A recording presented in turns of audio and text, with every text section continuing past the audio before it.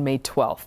As we celebrate Asian American Pacific Islander Heritage Month, NBC4's Chen talks to that group of comedians about the talent that's out there.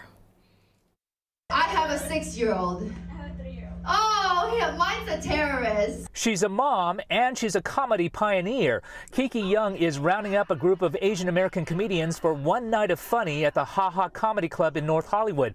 A daunting task only a few years ago, but a sign things have changed. You know, the Shang-Chi, my son watches that. He thinks he's Shang-Chi.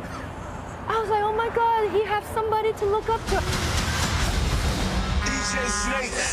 Big Hollywood hits like Shang-Chi and the Legend of the Ten Rings and Crazy Rich Asians have helped pave the way for Yeung's show called Crazy Woke Asians, signifying audiences have woke up to Asian American talent.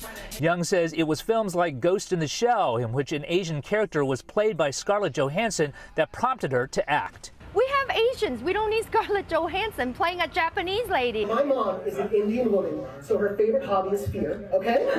Percy Rustomji is one of the performers. He says the show has helped him embrace his identity, which he says he hid growing up in Orange County. And so I made myself live a straight white life for a decade. Check my Facebook, crystal clear blue color contacts, blonde surfer wig, puka shells. I had to come out to my Indian parents as gay, and then my white friends as Indian. You know what I'm saying? I was like, wait a minute, I'm a gay Indian man.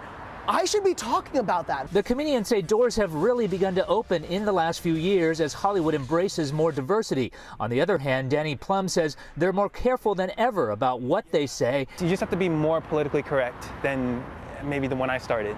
But they're now celebrating sold-out shows and audiences standing up and taking note. People want to see more Asians, right? They want representation. They want to look up on the stage and be like, oh, I see myself. I love right now being in 2022 because there's so many Asian comics that are coming up that have came up, that are, on Netflix and they've produced shows and they've been really successful, and they're kind of paving the way for all our, the younger generation, to succeed too. So it's kind of really exciting and more inspiring to have a place to kind of explode with ourselves being us. In North Hollywood, Chen, NBC4 News.